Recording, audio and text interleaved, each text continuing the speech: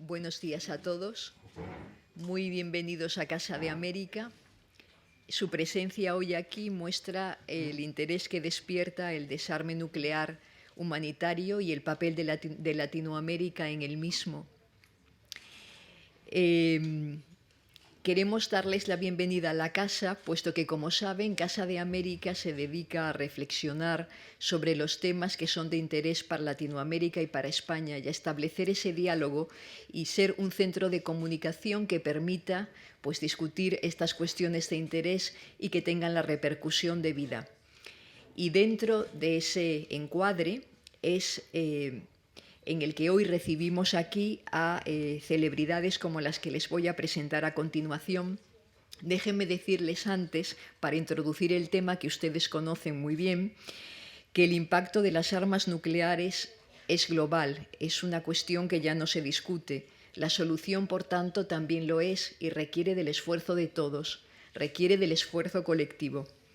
Los estados que no poseen armas nucleares tienen una importante labor y un papel clave en el desarme nuclear, en la acción global y continua para lograrlo. Costa Rica acuñó este proceso como democratización del desarme nuclear. Por ello, agradecemos enormemente la iniciativa de la embajadora de Costa Rica en España, Ana Elena Chacón, que ha traído el acto a esta casa y que nos hablará hoy del rol de los países sin armas nucleares en el desarme nuclear. Le damos una enorme bienvenida y estará acompañada en esta reflexión conjunta por Setsuko Thurlow. Estamos muy gratamente impresionados por su capacidad para despertar la atención de la población, que es de lo que se pretende. Ella es, como saben todos ustedes también, superviviente del holocausto nuclear de Hiroshima y Premio Nobel de la Paz en 2017 como portavoz de la campaña internacional para abolir las armas nucleares ICAN. Contamos también con Carlos Umaña, también Premio Nobel de la Paz en 2017 por el mismo motivo al ser miembro de la Junta Directiva de la campaña internacional para abolir las armas nucleares. Con todos ellos esperamos, como les comento, poder profundizar aquí en el problema y sobre todo que tenga la repercusión que todos deseamos que tengan. Espero disfruten, participen y sean activos en esta reflexión conjunta. Muchísimas gracias. Muchas gracias. Muchísimas gracias. Muy buenos días tengan todas y todos ustedes. Para la Embajada de Costa Rica es un gran honor volver a poner sobre el tapete de la discusión la cultura de paz y poder entender cómo se construye la paz, que no es necesariamente y exclusivamente ante la ausencia de la guerra. Hay que trabajar la paz social, hay que trabajar por un mundo que evoluciona.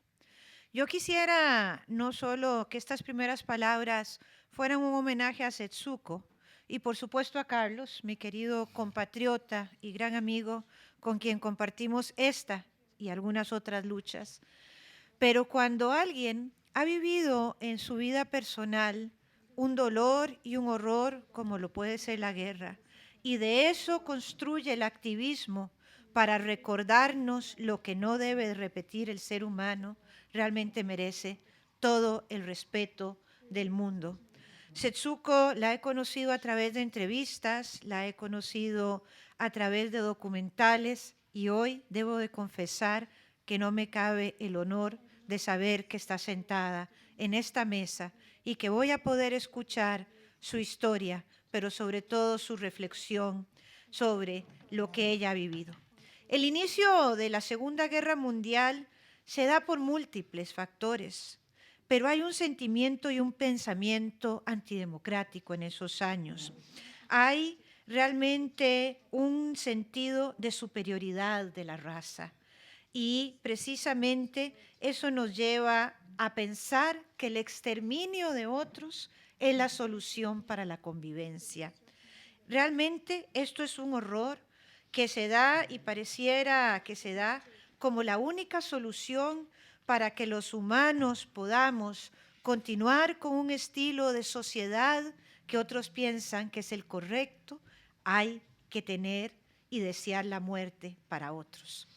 Este es un sentimiento al cual hasta el día de hoy debemos de luchar. Debemos de entender cómo en este mundo todos cabemos y la diversidad lo que hace es la grandeza. Debemos comprender que la única posibilidad que tenemos es la libertad, es la fraternidad, es la solidaridad, la igualdad y el respeto por los derechos humanos. Construirnos los unos a los otros, no pensando cómo aniquilar al segundo, sino cómo cohabitamos humanamente en donde todos quepamos con dignidad en esta sociedad. Aún hoy, la verdad es que existe una imperiosa necesidad de paz en el mundo, de entendimiento entre las naciones y que estas tragedias no vuelvan nunca más a suceder.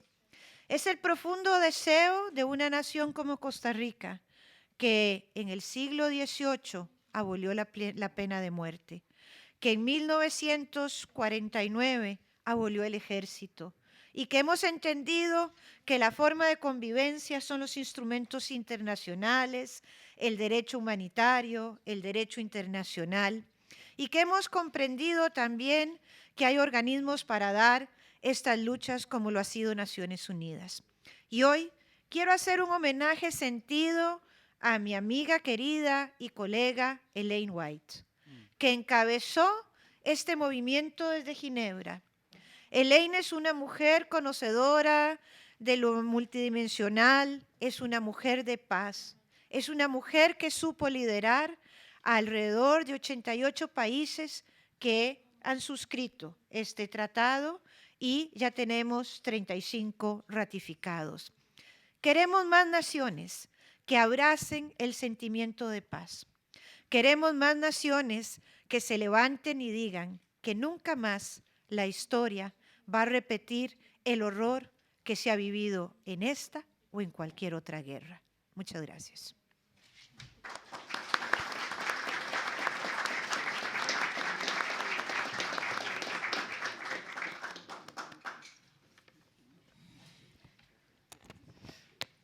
Muchísimas gracias, doña Ana Elena. También para mí es un honor enorme compartir la mesa con estas mujeres tan increíbles, tan admirables, a quienes tengo el privilegio de considerar también amigas. Esto es algo, bueno, increíble para mí. Pero bueno, me presento, soy Carlos Umaña y vengo con la campaña internacional para abolir las armas nucleares. En 2017 se nos dio el Premio Nobel de la Paz básicamente por dos razones. Por concientizar al mundo sobre las consecuencias humanitarias de las armas nucleares y por nuestros esfuerzos revolucionarios en conseguir una prohibición de dichas armas a través de un tratado. Esto es un proceso que se denomina desarme humanitario. Les he preparado un pequeño escrito al respecto de lo que consiste en estas consecuencias humanitarias. La humanidad enfrenta actualmente dos amenazas existenciales: el cambio climático y las armas nucleares. Las armas nucleares producen una destrucción devastadora multidimensional, tanto en el espacio como en el tiempo. Los mecanismos destructivos de las armas nucleares no solamente son capaces de destruir ciudades y de matar y herir a mucha gente en un solo momento, sino que el área que destruyen se vuelve inhabitable y sus espantosas consecuencias serán padecidas por quienes las sobrevivan por mucho tiempo, incluso por su progenie. Tras una detonación nuclear, cualquier respuesta de atención de emergencias es imposible. Los heridos sufrirán su agonía solos. Además, el pulso electromagnético que producen, que abarca una extensión muchísimo mayor, es capaz de averiar cualquier aparato tecnológico, incluidas las telecomunicaciones, generando una verdadera catástrofe en nuestra era tecnológica. Y el riesgo de que esto ocurra actualmente es enorme. El reloj del apocalipsis del Boletín de Científicos Atómicos, que mide el riesgo de la destrucción de la humanidad en minutos hacia la medianoche, para el 2020 marca la medianoche menos 100 segundos.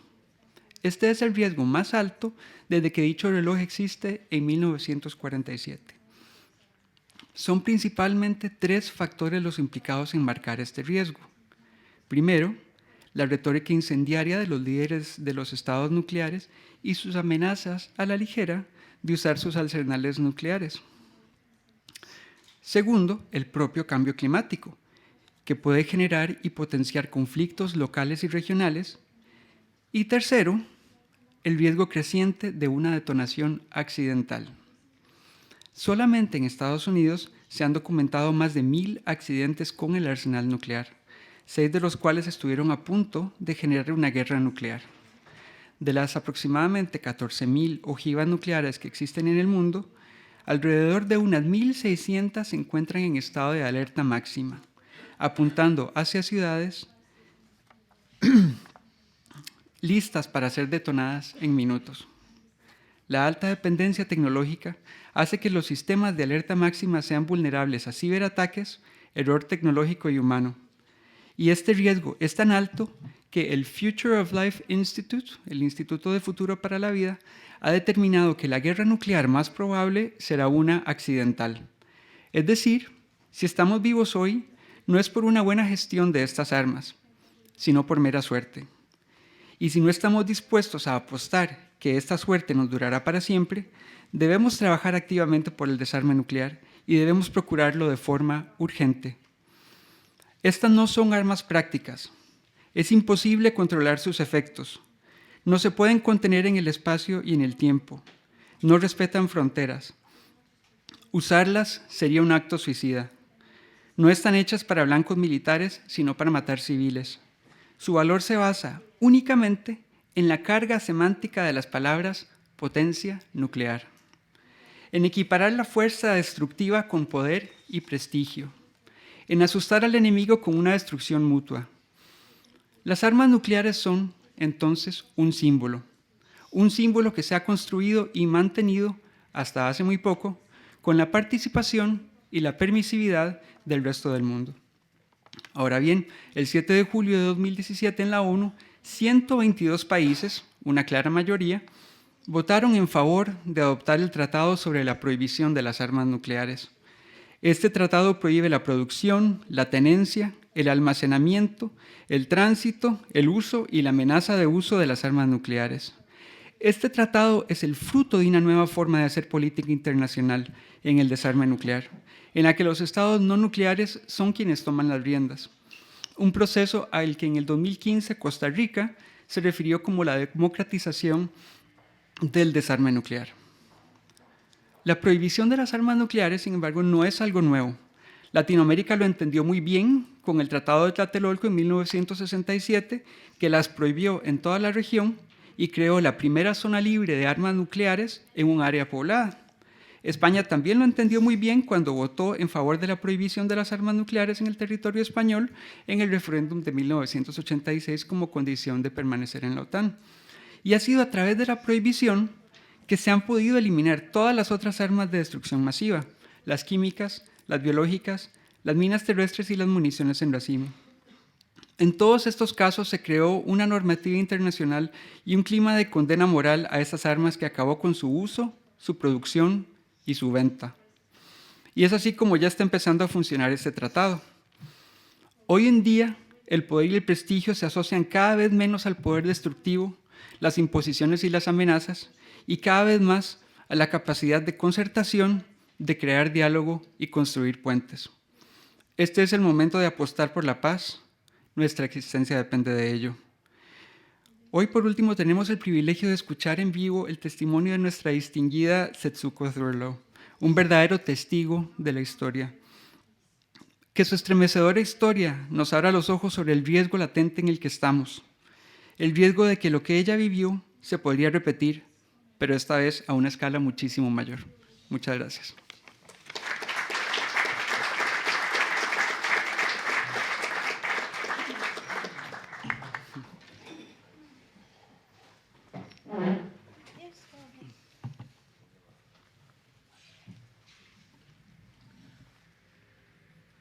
I cannot tell you how grateful, how thankful I feel to have this opportunity to be with all of you in this magnificent room. Thank you. No le puedo transmitir lo agradecida que estoy para estar aquí con todos vosotros en una habitación tan bonita. First of all, I would like to say thank you to the country of Costa Rica, to the ambassador of Costa Rica. Primero I think it's significant that you're taking this opportunity to discuss this topic because, as has been said, year 2017, United Nations adopted the treaty to prohibit nuclear weapons. That was a magnificent, that was a historic decision.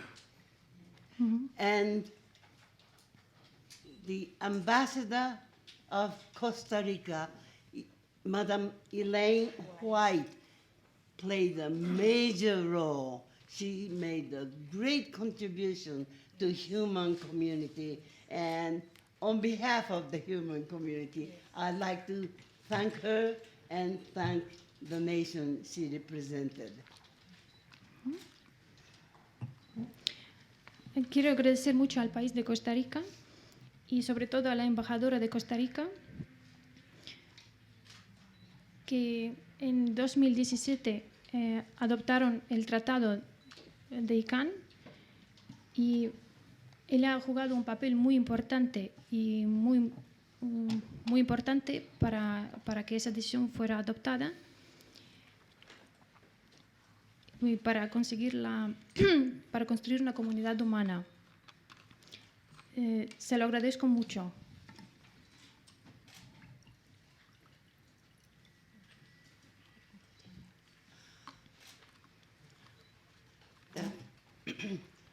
The topic of nuclear war has been discussed by predecessors. I am here to give my very personal human perspective of this, because I was there in Hiroshima when that happened, when the United States dropped the world's first nuclear weapon on the non-combatant civilians. I was a 13-year-old schoolgirl.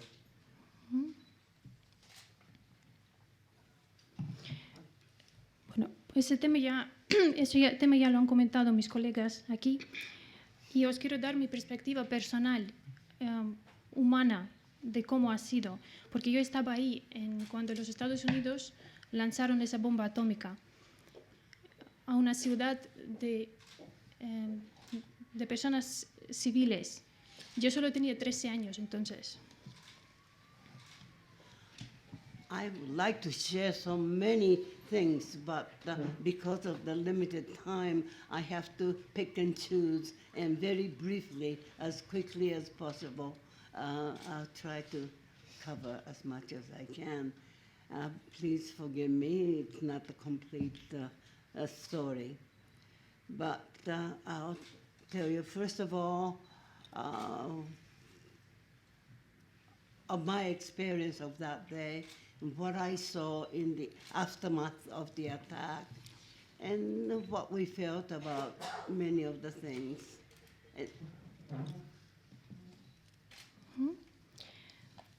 Me gustaría compartir con ustedes toda la historia, pero por el límite de tiempo les pido disculpas porque tengo que abreviar la historia y, claro, contaré cuanto más puedo.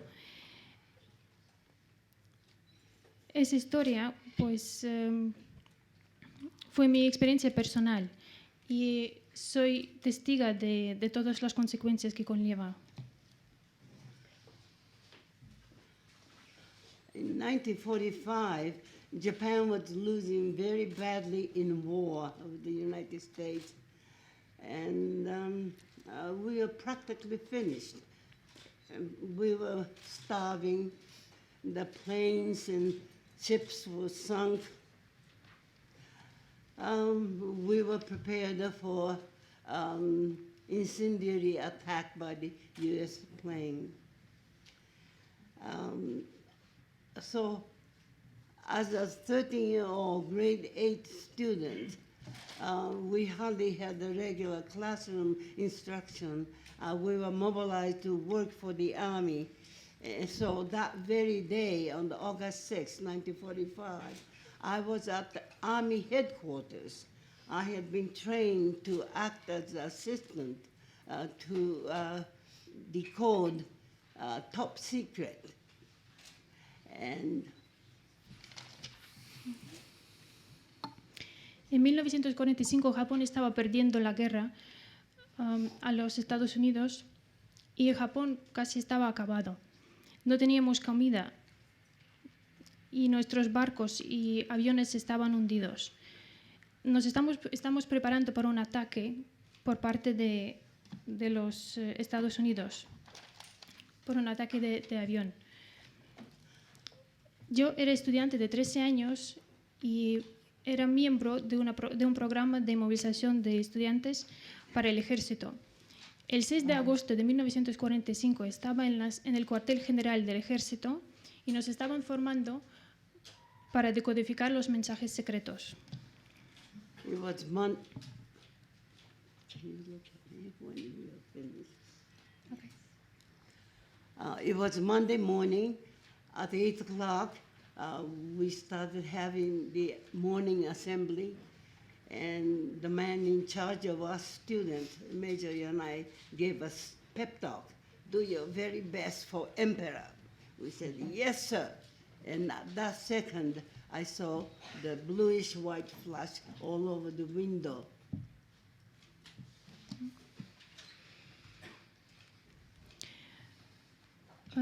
Fue una mañana, o sea, todo pasó una mañana y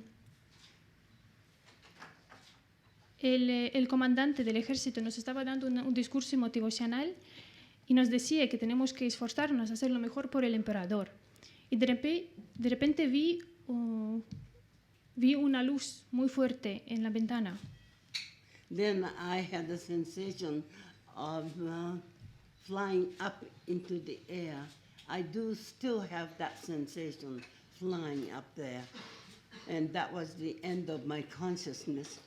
When I regained consciousness, I found myself pinned under the collapsed building. And in the total darkness and silence, I tried to move my body, but I couldn't. So I knew I was facing death.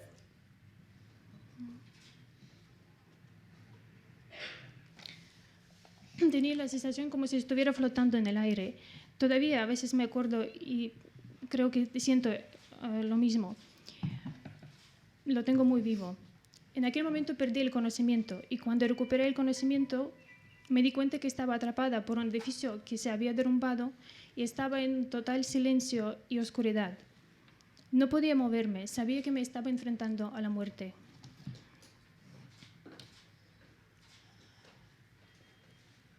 Then I started hearing faint voices, girls' voices around me.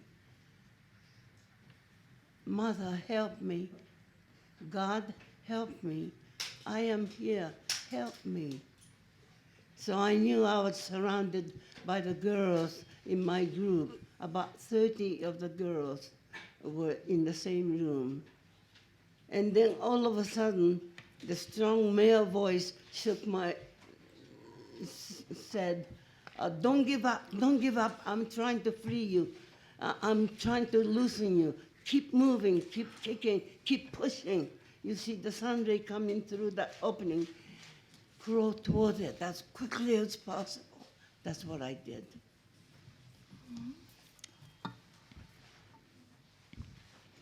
Y de repente oí las voces de otras personas que estaban ahí, de otras chicas que estaban suplicando, Madre, ayúdame, Dios, ayúdame. Me di cuenta que estaba en la misma habitación con otras 30 chicas. De repente oí una voz de un hombre que me dijo, empuja, no te rindas. Estoy intentando liberarte. ¿Ves una luz ahí, en la apertura? Intenta salir por la apertura. By the time I came out, the rubble was on fire.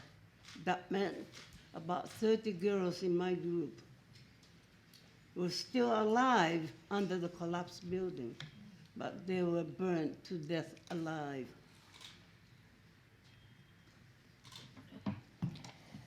Cuando salí de los escombros, miré a mi alrededor y vi que el mismo edificio estaba en llamas. Había como 30 chicas vivas, quemadas vivas en aquel edificio. I looked around. Although that happened at 8:15 a.m., it was like twilight. It was dark, perhaps because of all the smoke and soot and particles up in the air, rising up in the air, in the mushroom cloud. And Cuando salí, miré al mi alrededor, eran las 8:15 de la mañana y aunque era mañana, pues todo parecía como si fuera el anochecer. Todo era muy oscuro y quizás era por el humo y por la suciedad que se había levantado en el aire. as my eyes got used to the darkness, I began to see some moving object nearing me.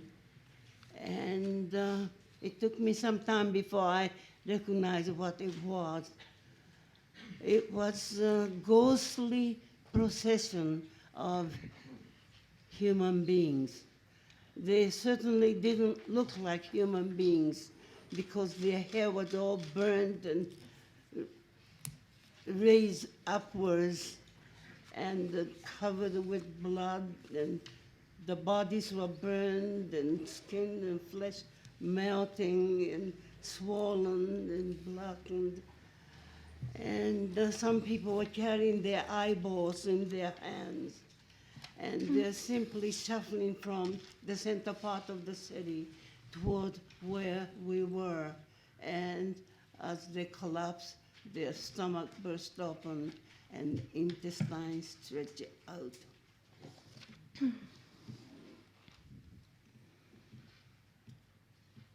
Cuando mis ojos se acostumbraron a la oscuridad, vi unos objetos que se estaban moviendo y se estaban yendo hacia mí. Tardé un tiempo para poder ver claramente qué eran y luego me di cuenta que era una procesión fantasmagórica de seres humanos. And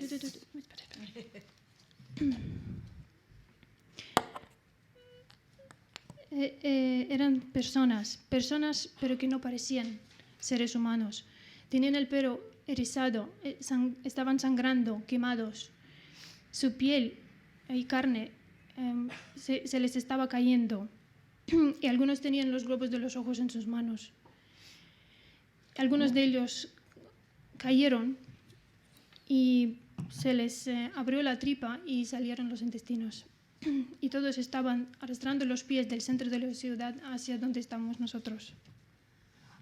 a soldier said, "You girls," I and two other girls who managed to come out of the burning building, "you girls joined the procession and escaped to the nearby hill."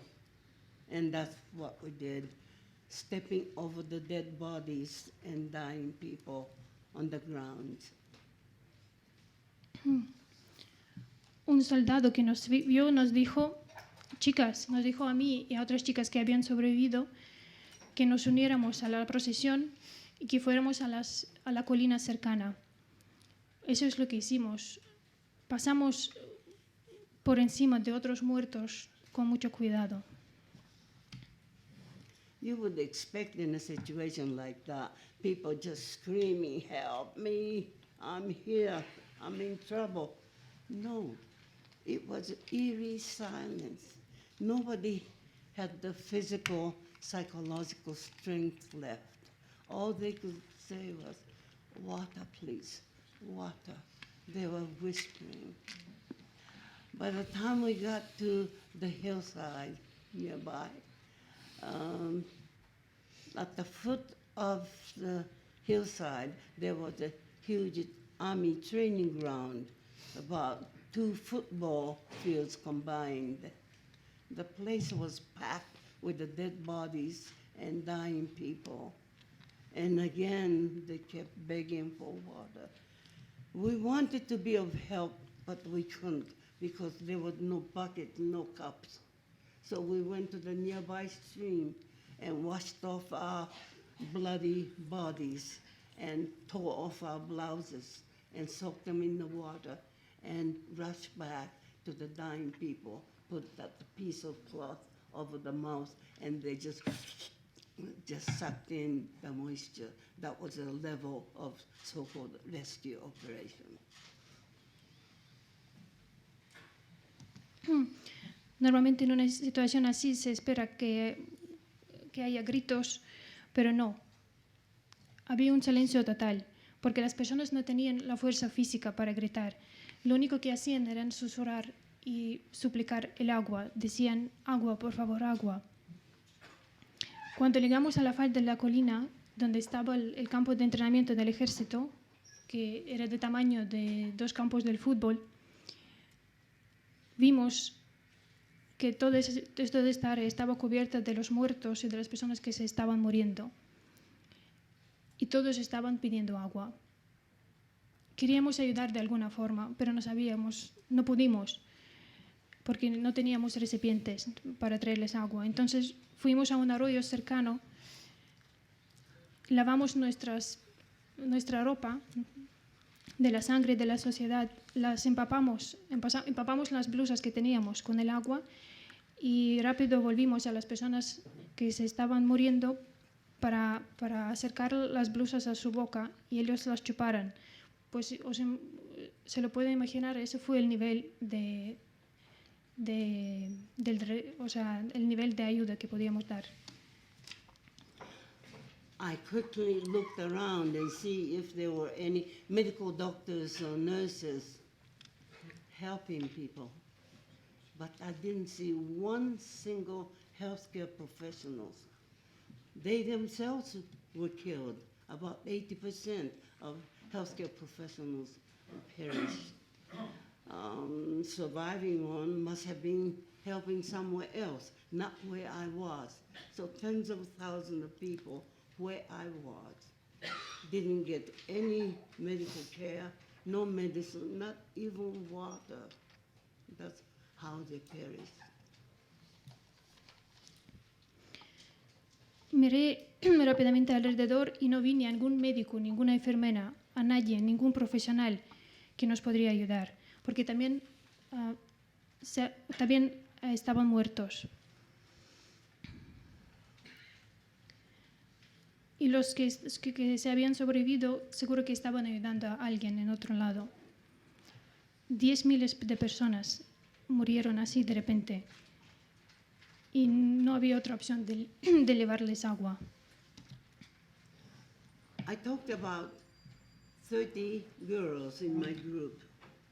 We were at the Army headquarters, but the most of my schoolmates were at the center part of the city, together with all the grade 7 and grade 8 students from all the other high schools of the city. About 7,000 or 8,000 of them. It was a hot summer morning, and the boys took off their shirts, bare back. They were ready to start the day's work. And then right above them, the detonation took place. So, with a heat of 4,000 degrees Celsius, they were simply vaporized, carbonized.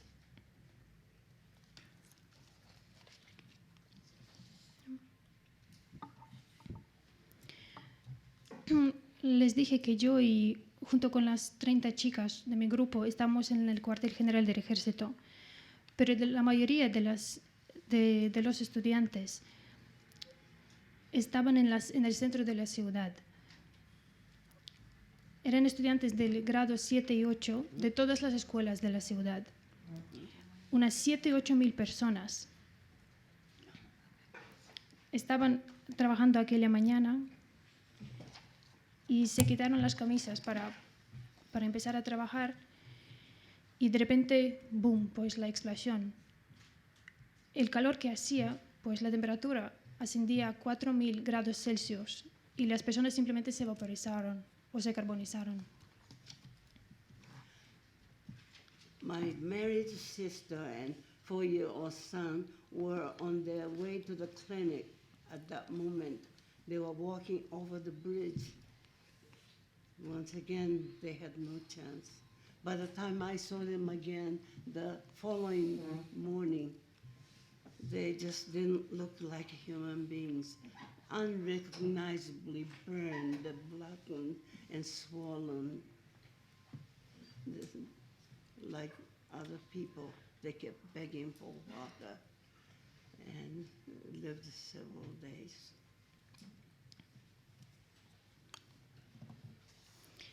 Mi hermana y su hijo de 4 años estaban yendo de camino a un hospital, pasando por encima de un puente.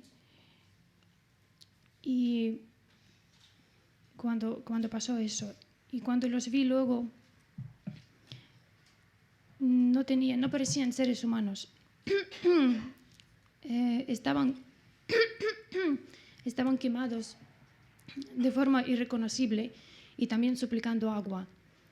Y padecieron dentro de unos días. When they died, soldiers came around. They dug up the hole in the ground, threw the corpses, poured the gasoline, and lit the lighted match. And with the bamboo sticks, they kept turning the body. Hey, stomach is half burnt, brain is not quite burned. There I was, 13-year-old child, just standing there with my parents and watching this so-called cremation without any feeling, human feeling, just stunned.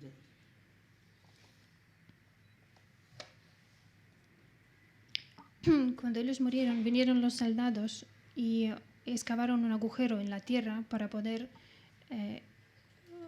cremar a los muertos. Echaron la gasolina y los muertos, y yo estaba ahí, pues con mis 13 años, estaba mirándolo, observándolo todo con mis padres, como esas personas se estaban quemando. Y no sentía nada, no tenía ningún sentimiento humano. Just not feeling anything, just stood there.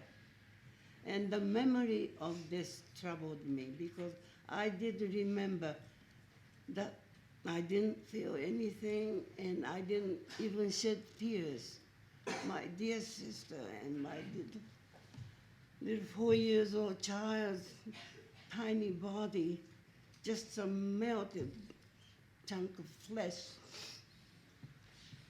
I couldn't even have tears. It troubled me for a long time until I went to university, started studying psychology and see how human beings behave in the ultimate condition.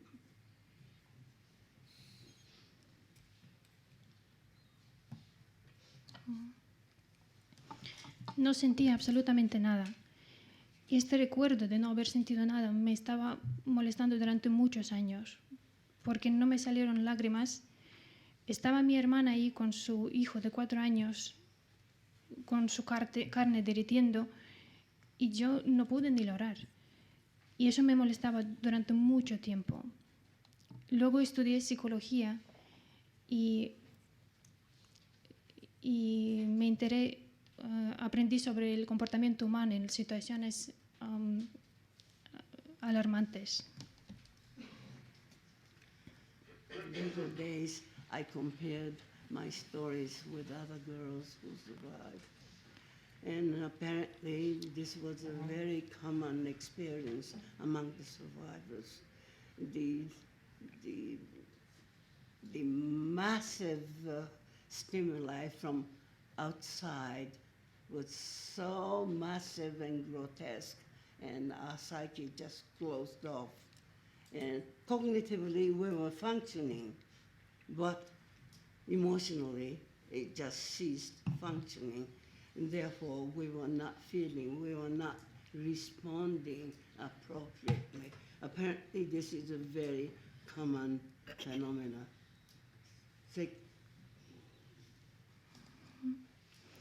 Luego pude comparar mi historia con otros que habían sobrevivido este ataque y me di cuenta que fue una experiencia bastante común. Parece que después de un estímulo tan enorme y monstruoso de fuera, la psique simplemente se cierra.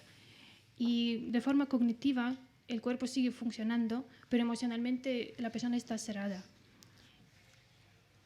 Y por eso no podía responder como hubiera respondido otro ser humano en dada situación.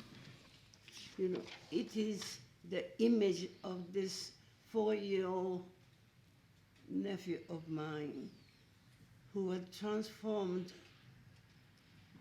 to be a just chunk of burnt flesh, melted flesh. That stays, that's burned to my retina. It stays with me. And that is the driving force compelling me, driving me to keep on pushing for disarmament. Esta imagen de haber visto a mi sobrino de 4 años con su carne derretida, quemada, totalmente transformado, ese recuerdo todavía está conmigo y se quedó clavado en mi mente. Y esta es la fuerza que me obliga, la fuerza que me mueve para luchar para el desarme nuclear. Characteristic of nuclear weapon is the dangerous effect of radioactive poisoning. You don't see it, you don't taste it, you don't smell it, but it affects your bodies. And we were so happy my uncle and aunt remained healthy looking. They survived, we thought. But a week later or so, they began to show purple spots all over their bodies. And in agonizing way, they died. My parents went to help them. According to my mother, their internal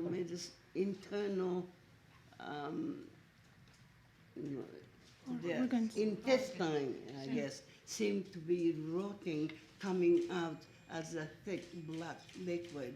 That was my mother's expression.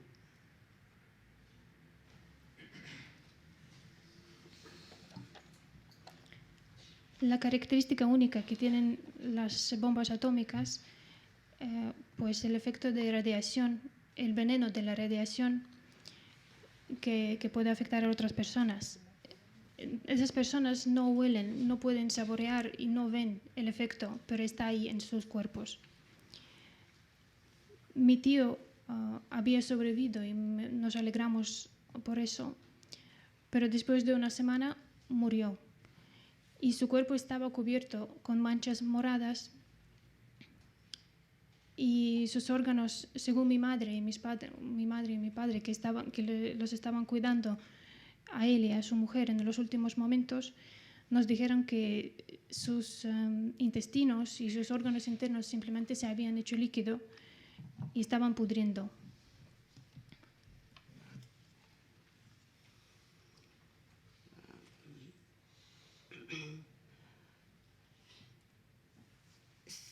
So there was a rumor in those days that once you find the purple spot on your body, that was a sure sign you die. So our routine was every morning before we got dressed, we checked every part of our body, make sure there was no purple spot. the kind of fear and anxiety survivors felt for many a month.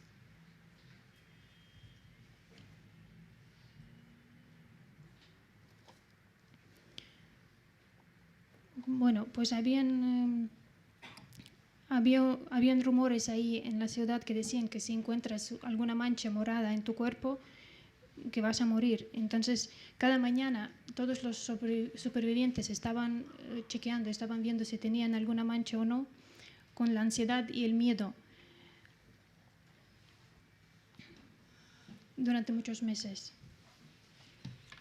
I can't begin to tell you all the details, but indeed it was a sudden, total, instantaneous destruction of the city.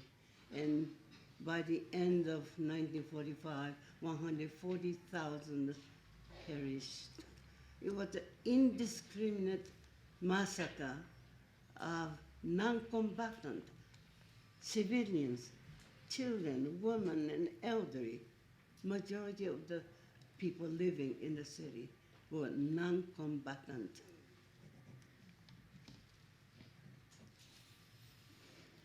Pues ya les estoy hablando de detalles.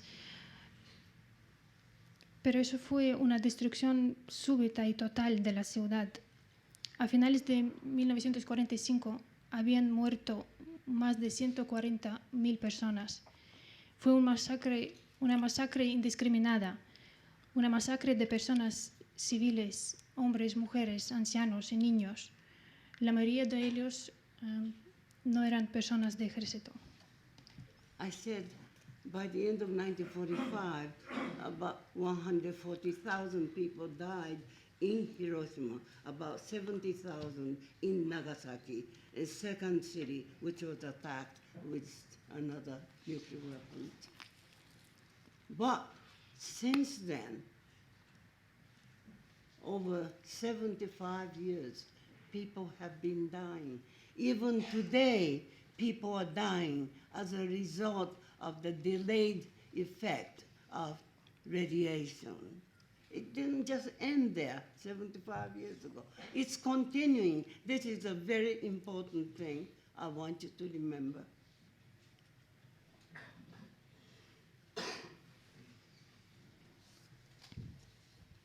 Os dije que a finales de 1945 habían muerto más de 140.000 personas en Hiroshima y más de 17.000 personas en Nagasaki. Pero desde entonces, ya 75 años después, han muerto más personas y las personas siguen muriendo hasta hoy en día por los efectos retardados de la radiación. Eso no acabó entonces y quiero que lo sepáis y porque eso es muy importante. And at that time, Japan surrendered. Occupation forces came to Japan, and it was a psychosocial, political chaos in Japan at that time. Now, American occupation forces practice censorship of what's written about human suffering caused by the atomic bombs. Some newspaper companies were stopped from publishing newspaper. It was inconvenient for them.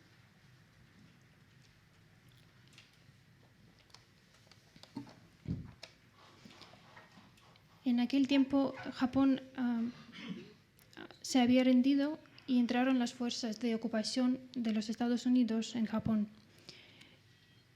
Había un caos psicológico y social y las autoridades de ocupación de las fuerzas aliadas censuraron la prensa. Estaba prohibido hablar del sufrimiento humano causado por el ataque nuclear. Y algunas de las revistas y medios de comunicación tenían que cerrar y dejar de publicar noticias. Era muy conveniente. And not only censorship, confiscation started taking place. People kept the diaries, for example, or kept the correspondences. Some people were so pained, so they had to express that pain by writing the Japanese-style poems and so on. And all these personal things which contain the human reaction to what they were experiencing, they were confiscated. Films, slides, everything, even the medical specimen were confiscated. And 32,000 items all were shipped back to the United States.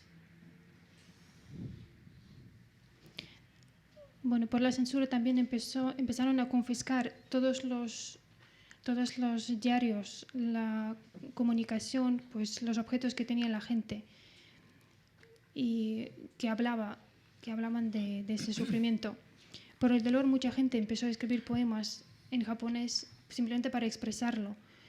Y habían también algunas películas y otras cosas personales. Y todas estas cosas las habían confiscado. También las historias médicas, en total 32.000 objetos. So we figured United States wanted the nuclear weapon to be remembered or to be seen as a triumphant victory over scientific, technological success, but not to be remembered by the horror, the unspeakable human suffering those caused among the victims.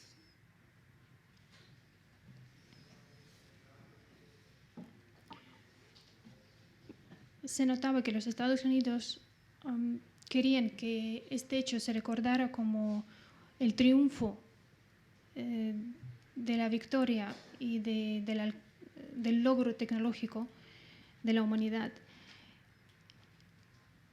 Pero a su vez también no querían hablar del sufrimiento humano que habían causado. So, Supreme Commander of the occupation, General MacArthur, said when he came that he came to Japan to achieve two things. One is to demilitarize, secondly, to democratize.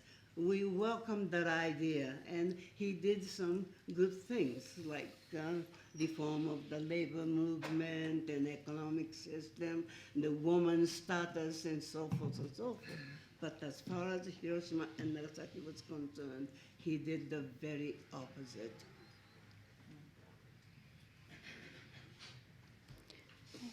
The temperature wants to ask, he said two things, democratization.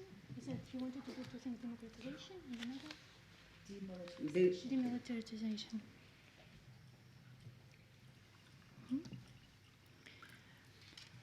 Bueno, cuando vino el comandante de las fuerzas de ocupación, señor MacArthur, nos dijo que tenían dos objetivos principales, que era democracia, o sea, la implementación de democracia y demilitarización. Hacían también cosas buenas, pues en cuanto a la economía, también a la labor, la igualdad de mujeres, pero en lo que se refería a Hiroshima y Nagasaki hicieron lo contrario. There were a lot of half-truths, misinformation, and disinformation, and lies, secrecy, and we were surrounded by those things during the 7 years of occupation.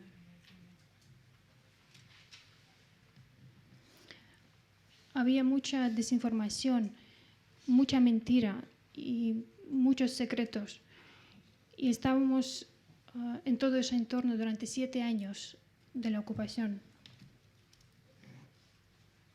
So, Hibakusha, the survivors felt that without regret or guilt, the United States kept on testing more weapons, hydrogen bombs, and so on. So survivors came to realize our responsibility. We have a serious responsibility. We have actually experienced what nuclear weapons do to human bodies. But really the truth is not to be known by the world, according to the United States, the very nuclear power. Then we have the moral obligation to tell the world what this is all about, what it means to live in nuclear age. So instead of hate and revenge and so forth, survivors came to realize their moral responsibility, what? To keep speaking out to the world about the danger of nuclear weapons. And this is what we have been doing past 75 years.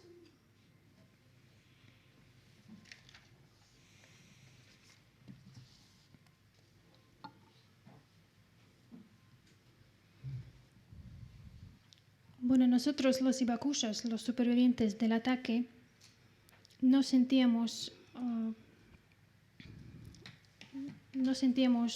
la culpa. Pero los Estados Unidos querían probar más armas y eso fue su interés. Los hibakushos, los supervivientes, nos dimos cuenta de nuestra propia responsabilidad, dado la experiencia que hemos tenido en el ataque nuclear. Sabemos que es nuestra obligación moral hablar al mundo sobre lo que pasó, sobre nuestra experiencia y sobre el peligro y las consecuencias que conlleva un ataque nuclear. Y lo hemos estado haciendo durante 75 años. My turning point from the victim to the activist occurred when I came to the United States in 1954. I finished university in Japan. I got a scholarship and I came to the United States to study. And that was the year when the United States tested the largest hydrogen bomb at that time at the Bikini Atoll in Marshall Islands in the South Pacific. So that event really upset the entire Japanese. Not only Hiroshima, not only Nagasaki. Now people in Marshall Islands are suffering from the same kind of symptoms, like loss of hair, internal bleeding, and diarrhea, fever, and all that. United States is repeating the same inhumane things at a faraway place from their land where it's convenient. And United States must be preparing for the nuclear war.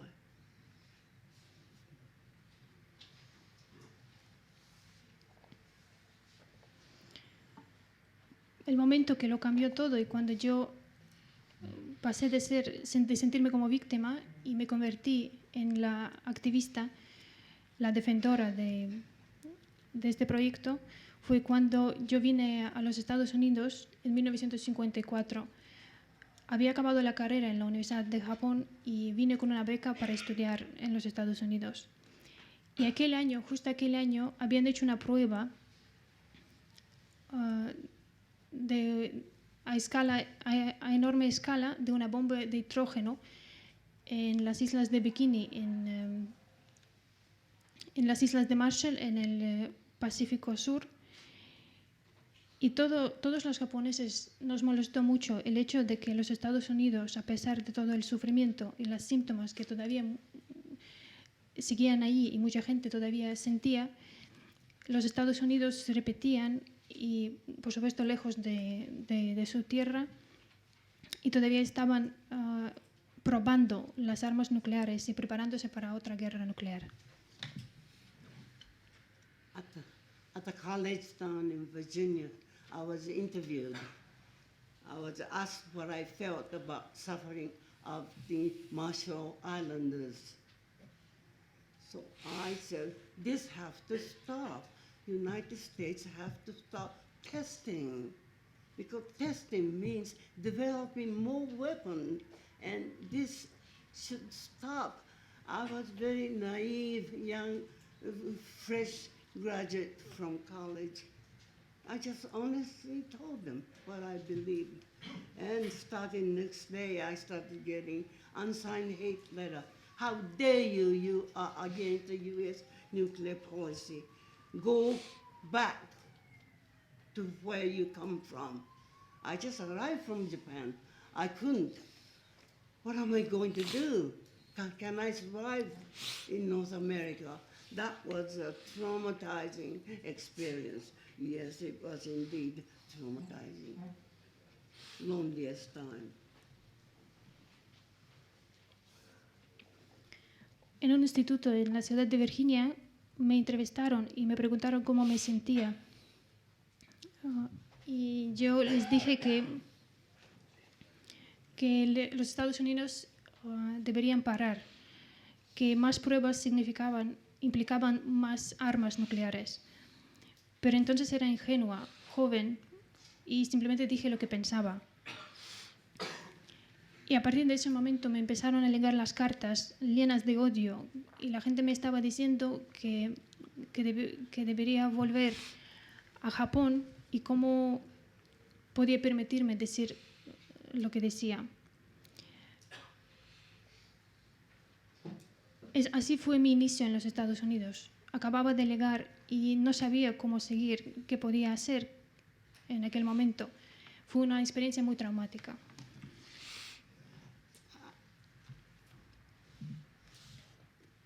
As I said, that was the loneliest time in a strange new country, without friends, with limited English language skill. And as I look back, how in the world I was able to make that decision after a week of soul searching, I decided, no, I am not going to pretend I don't know anything about Hiroshima, Nagasaki, or Bikini. No, if I don't speak out, who does? And with a strange sense of responsibility, I came out of that traumatic week.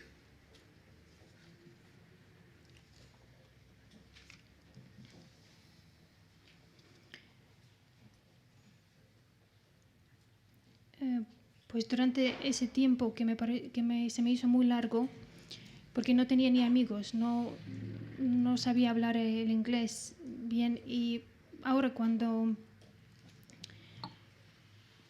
reflexioné sobre la situación, pues durante una semana estaba buscando las respuestas en mi alma y me di cuenta que no podía fingir. Debería seguir hablando.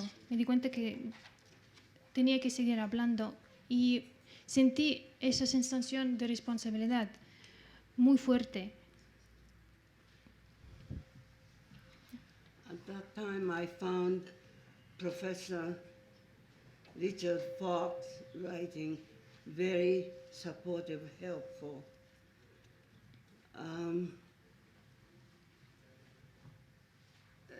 He said that the use of the nuclear weapon on Hiroshima and Nagasaki shortened the war, therefore made great contribution to end the war. And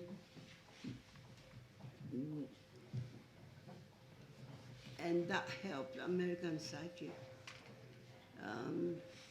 to accept it. And I'm not saying very well. Anyway, he was concerned that because of that, the no appropriate appraisal of the significance of Hiroshima and Nagasaki has been made as atrocities. And we got to create that awareness. And I agreed, I realized. I knew it would be painful, but that's what we have to do.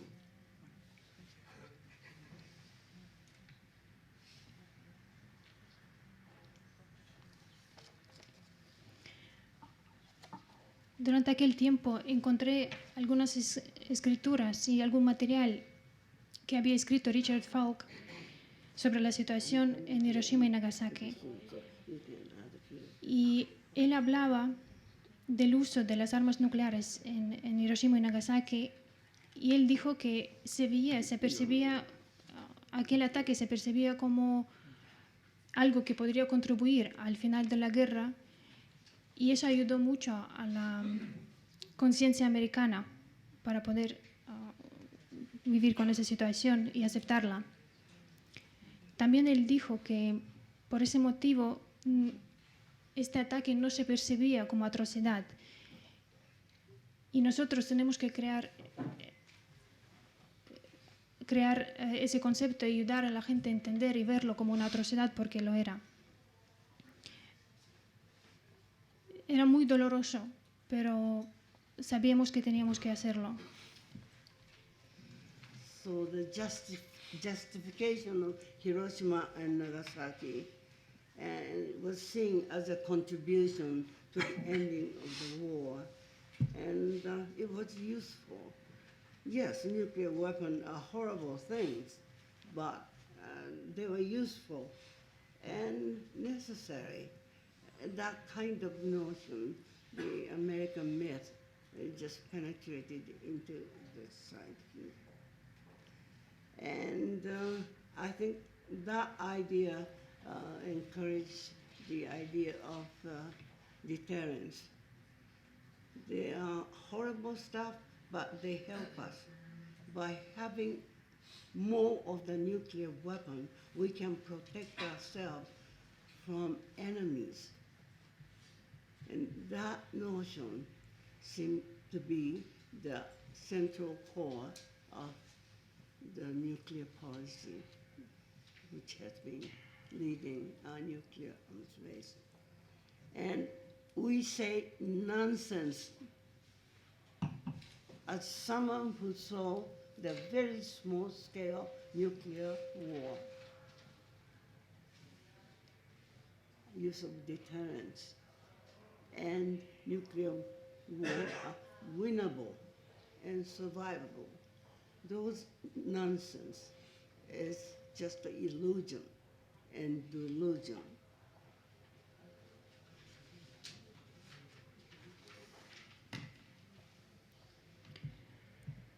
Pues justificando Hiroshima y Nagasaki como la contribución a la guerra, al final de la guerra, era muy cómodo. Cómodo y también a la vez necesario, a pesar de lo horrible que era. Esa noción penetró la sociedad, y esa idea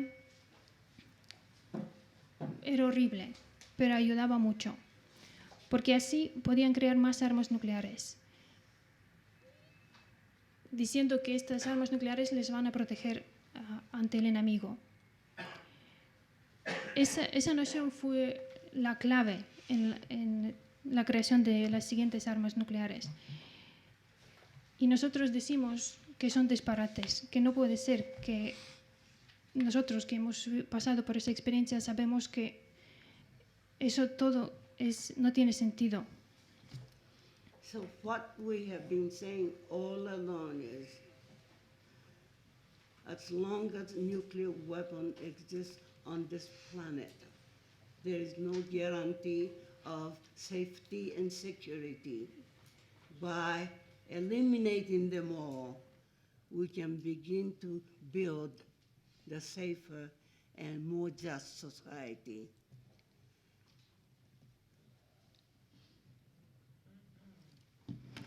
So, total elimination of nuclear weapon, that's our idea. And thank goodness, Vatican has been very vocal on that. I had the pleasure of meeting the Pope a year ago, and last November he came to Hiroshima. I had another pleasure to meet him. He is saying not just the use of the nuclear weapons, but just by having them is immoral, unethical. And he's very bold, openly, honestly, he's repeating those words, and I am most grateful. Well, after all, to proceed with the nuclear arms race, we have to be ready to kill millions of human beings. Are we ready for that kind of nonsense? Look at this beautiful work of art, centuries of human accumulated wealth. We can't afford to destroy all of this in addition to our precious. To me, it's one in every human life which is precious. And we need to protect and nurture them, not to destroy them, and not to waste taxpayers' money for making more wicked weapons to wipe them all. That's nonsense, insanity. Well,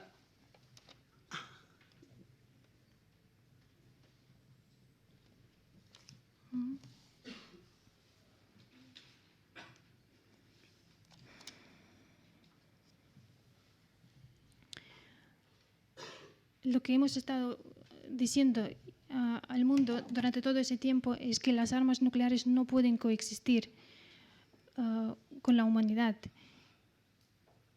Y si queremos garantizar un mundo seguro y justo, tenemos que eliminarlas. Es la única manera, la eliminación total de armas nucleares. Esa es nuestra idea.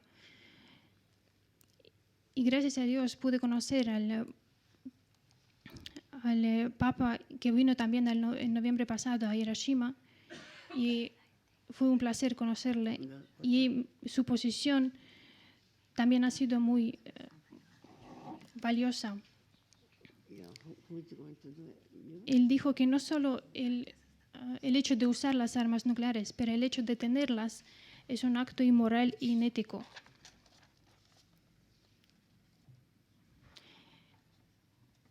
Me he sentido muy agradecida por haberle conocido. Tenemos que entender que si seguimos desarrollando las armas nucleares, tenemos que estar preparados para que un día se puedan lanzar. ¿Estamos preparados para eso? Mirad esta habitación. Realmente representa el arte de siglos que hemos acumulado durante mucho tiempo. Y no podemos destruir todo lo que hemos creado. La vida de un ser humano es preciosa y tenemos que protegerla. Y no se puede usar el dinero de las personas que pagan impuestos para crear armas nucleares. Eso no tiene sentido. Eso es una locura. I'm aware I have taken more time, and I wanted to say more about how I worked with the people from around the world, and particularly what has been happening past 10 years. Some exciting things happened. I wonder if my colleague would like to, you or anyway, are you there? Okay. Well, for several decades, I have been speaking and traveling around the world and trying to get the people understand the preciousness of human life and so forth. But for a long time, people have been, oh, that's never happened. Our leaders know best, so they will look after us. That's nonsense, I used to say. No, don't just leave it. Your life is more important than leaving it to the politicians. You have to do a citizen's responsibility. And something great happened. Would you like to quickly say what happened? In 2013. Yeah, past few days. Yeah. Okay. And this is where this country have to waken up to the reality, what role Spain can play. Do we switch? Is that okay? Okay, yes, I'm just going to wait for her to translate. Me doy cuenta que he tomado más tiempo de lo debido, pero quería contarlos más. Y también quería contaros de lo que hemos hecho hasta entonces. Durante todos esos 10 años hemos hecho cosas impresionantes. ¿Podría algún colega comentar sobre eso? He estado viajando durante décadas intentando convencer a la gente y hacerles entender de lo precioso que es una vida de un ser humano. Y mucha gente respondía, no, eso no pasará, no, los políticos, los líderes, no creemos que eso pase, que podremos abolir las armas. No, lo que hay que entender es que no podemos dejarlo en los políticos, es nuestra responsabilidad como de ser ciudadano, ser activo.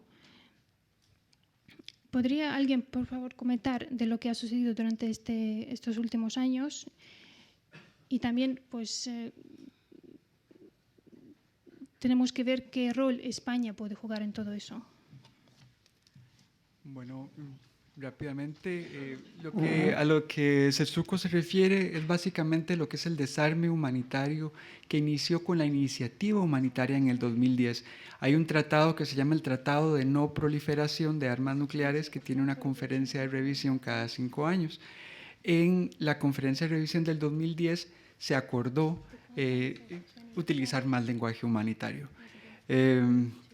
Bueno, con el apoyo de la Cruz Roja, que por cierto aquí hay compañeros de la Cruz Roja y varias organizaciones de la sociedad civil, se logró tener el apoyo de algunos gobiernos para promover las conciencias sobre las consecuencias humanitarias. Se hizo una conferencia intergubernamental en Oslo, Noruega, en el 2013. Luego se hizo otra en Nayarit, México. A esa asistieron 146 países. Y por último, en el 2014, otra conferencia intergubernamental bastante grande en Viena, Austria, en la que participaron 154 países. Había un ímpetu enorme, había muchísima conciencia sobre las consecuencias humanitarias. Lo que no había era como la conciencia sobre qué hacer, cuál es el siguiente paso político a seguir. Los austríacos en ese entonces sacaron una promesa humanitaria en la que se comprometían a traer a colación todo lo que son las consecuencias humanitarias a la hora de discutir el tema nuclear.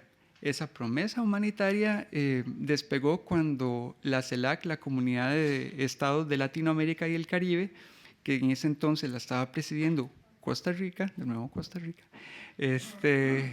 firmó y apoyó la promesa humanitaria. Entonces, en diciembre del 2014 se emitió y ya para enero ya teníamos 33 países. Entonces ya para medio año del 2015 ya esta promesa humanitaria tenía 111 países firmantes, una mayoría de la comunidad internacional, y esto entonces permitió que los países se envalentonaran, formaran bloques y apoyaran la prohibición. Se propuso entonces una conferencia para determinar cuáles serían los pasos a seguir en cuanto al desarme nuclear. Se determinó en el 2016 que iba a ser el Tratado de Prohibición, y ese Tratado de Prohibición entonces, por mandato de la Asamblea General de la ONU, se negoció en el 2017, presidida esa negociación por la embajadora Elaine White. Ese es un paso enorme, ¿verdad? Si hablamos, bueno, lo que leí cuando leí, la prohibición es un paso sumamente importante, ha sido el paso necesario en todas las otras armas de destrucción masiva y ha precedido la eliminación de las otras armas. Es una estigmatización que hace que los países tengan que reconocer cómo conciben las armas nucleares, si para ellos son aceptables o no lo son. Muchísimas gracias. Estamos llegando al tiempo que hemos solicitado gentilmente a Casa de América. Yo estoy sumamente conmovida y agradecida por que Setsuko haya contado su vida y haya desnudado su alma haciendo de esta historia realmente una misión para que no se vuelva a repetir. Quiero reiterar que la verdad es que nos tenemos que pensar los unos a los otros como cohabitantes humanos y nunca más pensar que debemos de aniquilarlos para poder triunfar una nación sobre la otra. Las guerras traen horrores, quisiéramos no vivirlas más. Hoy en día todavía tenemos muchísimos retos, pero sobre todo la voz de Costa Rica lo que quiere dejar es que hagamos una mayor inversión en educación, en salud, en el desarrollo humano y mucho menos en armamento, y seamos un poco ejemplo de cohabitantes en el mundo para realmente poder sentir una mayor paz y que nunca más una niña de 13 años tenga que caminar sobre los cadáveres como lo hizo Setsuko para llegar a un lugar seguro y ver morir tanta gente en donde realmente la marca en el alma queda. Yo siempre he pensado que las guerras en los libros de historia nos dan una fecha de inicio y una fecha de finalización. Sin embargo, para quienes los han vivido, creo que esa fecha no expira, porque los recuerdos, la experiencia está siempre presente en las mentes y en los almas. Yo quisiera que le ofrezcamos un aplauso a Setsuko, por supuesto a Carlos también y a todo ICANN por el trabajo que hacen, y que seamos una voz más para buscar naciones en donde podamos tener una libertad de no poseer armas y siempre recurramos entonces al diálogo para los diferendos. Muchas gracias.